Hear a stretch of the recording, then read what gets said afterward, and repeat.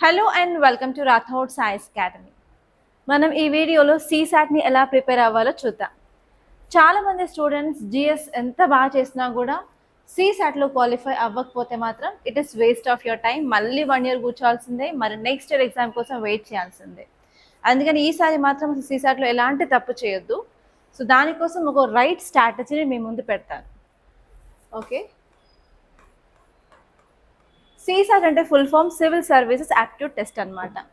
So ఈ test వచ్చేసి మనకి ఆఫ్టర్నూన్ టైమింగ్స్లో ఉంటుంది. నార్మల్గా మనకి మార్నింగ్ టైమింగ్స్లో జిఎస్ ఎగ్జామ్ ఉంటుంది కదా, దాని తర్వాత మనకి ఆఫ్టర్నూన్ టైమింగ్స్లో ఈ సీసాట్ ఉంటుంది. అండ్ ఈ సీసాట్ టైమింగ్స్ వచ్చేసి అరౌండ్ 2:30 నుంచి 4:30 2 hours టైం ఉంటుంది. యాక్చువల్లీ ఈ టైంలో ఆఫ్టర్ లంచ్ లైక్ మనకి మంచి నిద్ర వచ్చే టైం, అండ్ దానివల్ల మన బ్రెయిన్ ఎలా ఉంటుంది అంటే చాలా డిమ్గా ఉంటుంది. అండ్ ఈవెన్ మనకు తెలిసిన కన్సెప్ట్స్ అయినా సరే రీకాల్ చేయలేకపోతుంది అనమాట. అండ్ రీసెంట్ ట్రెండ్స్ చూసుకున్నట్లయితే లాస్ట్ 3 years నుంచి సీసాట్ పేపర్ అనేది చాలా లెందీగా ఉంటుంది, టైం అనేది సరిపోవట్లేదు. అండ్ ఈవెన్ క్వశ్చన్స్ కూడా టఫ్నెస్ అనేది పెరిగిందనమాట. సో ఇలాంటి కండిషన్లో అయినా అసలు సీసాట్ని ఎలా క్లియర్ చేయాలి, అసలు ఎలాంటి స్ట్రాటజీ ఉండాలో ఈ వీడియోలో తెలుసుకుందాం. నార్మల్గా సీసాట్లో ఉండే క్వశ్చన్స్ మనకి 80 క్వశ్చన్స్, జిఎస్లో 100 క్వశ్చన్స్ ఉంటాయి, కానీ సీసాట్లో 80 క్వశ్చన్స్ ఉంటాయి. అండ్ ఇక్కడ ఈచ్ క్వశ్చన్ వచ్చేసి 2.5 మార్క్స్ ఉంటుందన్నమాట. ఈచ్ కరెక్ట్ క్వశ్చన్కి 2.5 మార్క్స్ వస్తాయి. అండ్ సేమ్ నెగిటివ్ కూడా ఉంటుంది. ఇక్కడ సేమ్ జిఎస్లో నెగిటివ్ ఎలా ఉంటుందో సీసాట్లో కూడా నెగిటివ్ అంతే ఉంటుంది. బట్ ఇక్కడ తేడా వచ్చేసి 80 క్వశ్చన్స్ ఉంటాయి, 2.5 మార్క్స్ ఈచ్.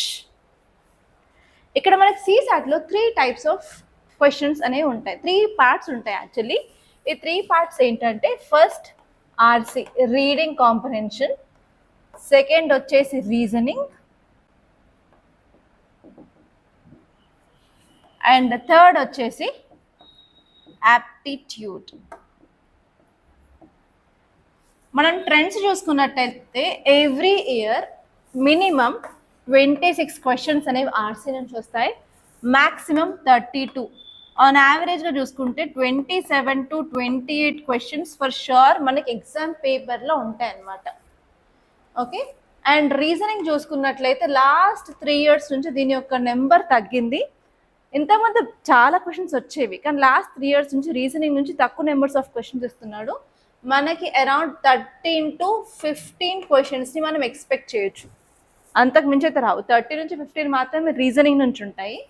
అండ్ యాప్టిట్యూడ్ వచ్చేసి మనకి అబౌవ్ 30 క్వశ్చన్స్ అనేవి మనకి యాప్టిట్యూడ్ నుంచి ఉంటాయి అన్నమాట ఎవ్రీ ఇయర్. సో ఇలా మనం క్వశ్చన్ డివైడ్ చేసుకున్నట్లయితే మనం సీసాట్ క్లియర్ చేయాలి అంటే మనకు కావాల్సిన మార్క్స్ ఎన్ని, 67 మార్క్స్ కావాలి. 67/2.5 చేయండి. హౌ మెనీ క్వశ్చన్స్, అరౌండ్ 30 వరకు మనం కరెక్ట్గా చేస్తే 30 into 2.5 చేసుకున్నా కూడా ఇట్ ఈస్ అరౌండ్ 75 మార్క్స్. అంటే అరౌండ్ మనం 28 క్వశ్చన్స్ని కరెక్ట్గా ఆన్సర్ చేయగలిగితే ఫర్ షూర్ సీసాట్ని క్లియర్ చేస్తాం. ఇది ఒక బేసిక్ ఐడియా అనమాట. అండ్ ఈ 28 క్వశ్చన్స్ని ఎలా కరెక్ట్గా చేయాలి అంటే, first of all RC.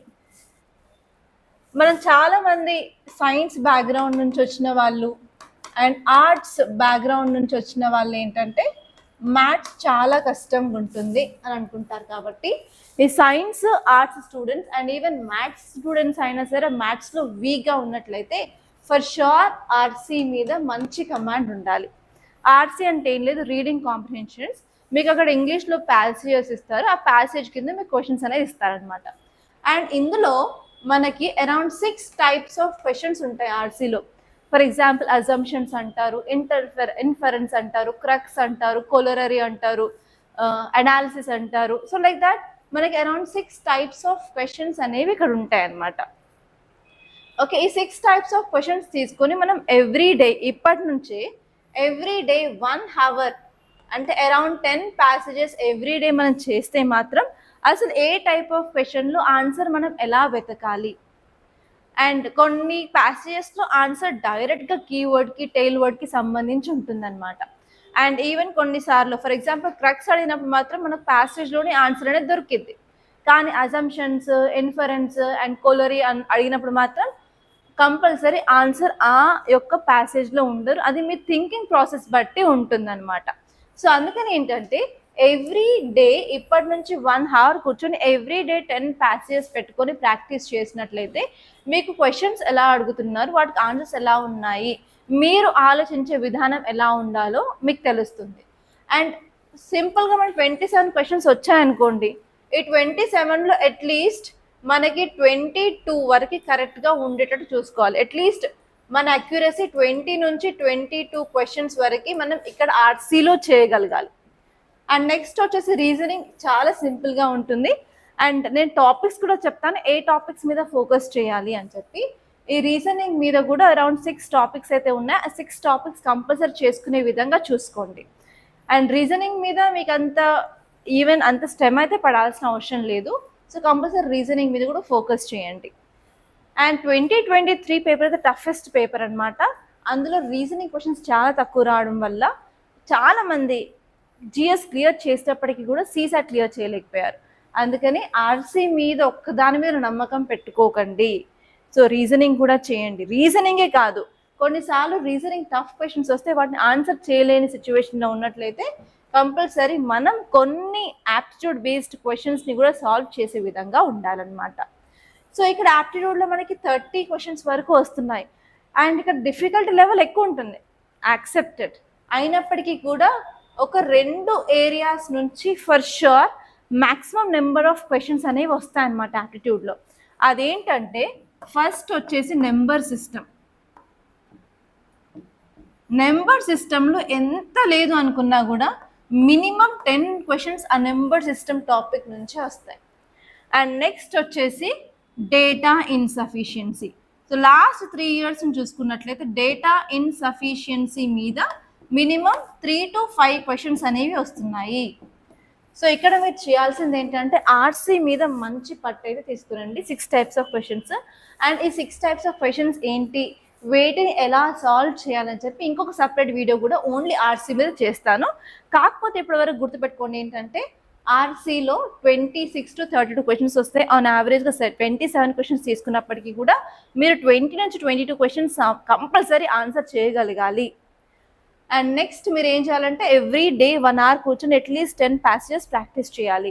So మీరు ప్రాక్టీస్ చేసేటప్పుడు ఏంటంటే 6 types ఆఫ్ క్వశ్చన్స్ ఉన్నాయి కదా, ఫస్ట్ ఈజీగా నాకు ఆర్సీ మీద అవ్వట్లేదు అని కొంచెం డల్గా ఉన్న వాళ్ళు, అసలు నమ్మకం లేని వాళ్ళు ఏంటంటే క్రక్స్ బేస్డ్ క్వశ్చన్స్ తీసుకోండి. ఓన్లీ ప్యాసేజెస్ తీసుకోండి, అందులో క్రక్స్ బేస్డ్ క్వశ్చన్స్ తీసుకొని ఫస్ట్ వాటిని సాల్వ్ చేయండి.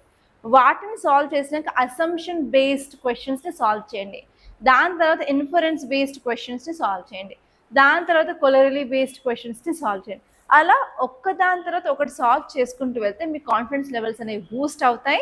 అండ్ ఏ క్వశ్చన్కి ఎలా సాల్వ్ చేయాలో మీకు తెలుస్తుంది.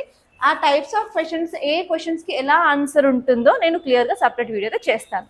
అండ్ నెక్స్ట్ రీజనింగ్లో వచ్చేసరికి అరౌండ్ 6 topics నేను మీకు లిస్ట్ చెప్తాను. So please make a note. First వచ్చేసి మనకి coding, decoding. Alphabets, number coding, decoding ఉంటుంది కదా, ఎవ్రీ ఇయర్ అట్లీస్ట్ 1 question వస్తుంది అనమాట కోడింగ్, డీకోడింగ్ గురించి. అండ్ కోడింగ్, డీకోడింగ్ తర్వాత నెంబర్ సిరీస్ చాలా important. Coding, decoding, number series second topic. And third topic వచ్చేసి ర్యాంకింగ్ టెస్ట్. ర్యాంకింగ్ ఇస్తారు. ఫర్ ఎగ్జాంపుల్ 20 members ఇంతమంది వరుసలో కూర్చున్నారు, ఇతని తర్వాత ఇతను, ఆర్ఎల్స్ ఇంతమంది కూర్చున్నారు, 10+2 అలా కొన్ని ఈక్వేషన్స్ ఇచ్చేసి చేయమంటారు ర్యాంకింగ్ టెస్ట్. అండ్ దాని తర్వాత cubes and dices. Every year at least 1 question cubes and dices మీద మనకి కంపల్సరీ కనిపిస్తుంది. క్యూబ్స్ అండ్ డైసెస్ చేయాలి. దాని తర్వాత డైరెక్షన్. దాని తర్వాత బ్లడ్ రిలేషన్స్. దాని తర్వాత నెక్స్ట్ టాపిక్ వచ్చేసి క్లాక్స్ అండ్ క్యాలెండర్స్. ఈ టాపిక్స్ చేసినట్లయితే మీరు ఈ క్వశ్చన్స్ని కవర్ చేయవచ్చు. అట్లీస్ట్ ఈ 13 to 15లో అట్లీస్ట్ మనం 8 వరకు అయితే చేయగలం అనమాట ఈ టాపిక్స్ చూసుకున్నట్లయితే. అండ్ నెక్స్ట్ వచ్చేసి యాప్టిట్యూడ్లో మీరు చేయాల్సింది ఫర్ షూర్ నెంబర్ సిస్టమ్. ఈ నెంబర్ సిస్టమ్ పీవైక్యూస్ అన్నీ తీసినట్లయితే మీకు around 8 to 9 types of questions ఈ నెంబర్ సిస్టంలో కనిపిస్తాయి. ఓకే, మీకు ఎగ్జాంపుల్ చెప్పడానికి ఒకటి చెప్తాను. డివిజిబిలిటీ రూల్ మీకు ఐడియానే ఉంటుంది. డివిజిబిలిటీ రూల్ ఆఫ్ 3, 5, 7, 11 వీటి మీద క్వశ్చన్స్ చాలాసార్లు రిపీట్ అయ్యాయి. ఇంకో టైప్ ఆఫ్ క్వశ్చన్ ఏంటంటే ఒక పిల్లర్ ఇస్తారు, ఇక్కడ నుంచి ఒకసారి జంప్ చేసినప్పుడు నేను 30 centimeters హైట్ రీచ్ అవుతాను, బట్ స్లిప్ అయి 15 centimetersకి పడిపోతాను. ఎన్నిసార్లు జంప్ చేసి ఆ పిల్లర్ హైట్ ఎక్కుతాను అన్నట్టు కొన్ని క్వశ్చన్స్ అయితే వస్తాయి, అవి చూడండి.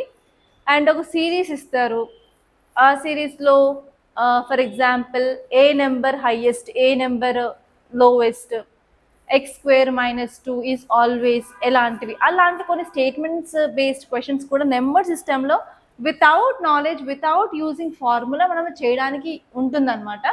జస్ట్ 2013 నుంచి ఉన్న పీవైక్యూస్ తీసుకొని నెంబర్ సిస్టంలో వచ్చిన 8 to 9 types of questions each and ఎవ్రీథింగ్ని సాల్వ్ చేయండి. సేమ్ కాన్సెప్టే ఉంటుంది, కాకపోతే నెంబర్స్ అనేవి చేంజ్ అవుతూ ఉంటాయి అన్నమాట. సో అలా మీరు 8 to 9 methods of number system చేస్తే మీరు ఈజీగా అట్లీస్ట్ 7 క్వశ్చన్స్ అయితే చేయొచ్చు. అండ్ నెక్స్ట్ వచ్చేసి data insufficiency. Data insufficiency questions last 3 years 2023, 2024 and 2025 నుంచి కనిపిస్తున్నాయి. వాటి మీద కూడా కొంచెం ఫోకస్ అయితే చేయండి. అవి కొంచెం డిఫికల్ట్గా ఉంటాయి, మీకు డిఫికల్ట్ అనిపిస్తే పక్కన పెట్టండి. బట్ మీరు చేయాల్సింది ఇవన్నమాట. ఆర్ట్స్లో ఉన్న 6 types ఆఫ్ క్వశ్చన్స్, ఏ టైప్కి ఎలా ఆన్సర్ వెతకాలి, ఏ టైప్కి ఎలాంటి ఆన్సర్ ఉంటుంది. అండ్ నెక్స్ట్ నేను లిస్ట్ ఇచ్చాను కదా రీజనింగ్లో. అండ్ ఇక్కడ యాప్టిట్యూడ్లో కూడా కొంతమంది మ్యాథ్స్ స్టూడెంట్స్ ఉంటారు, బాగా చేసేవాళ్ళు ఉంటారు.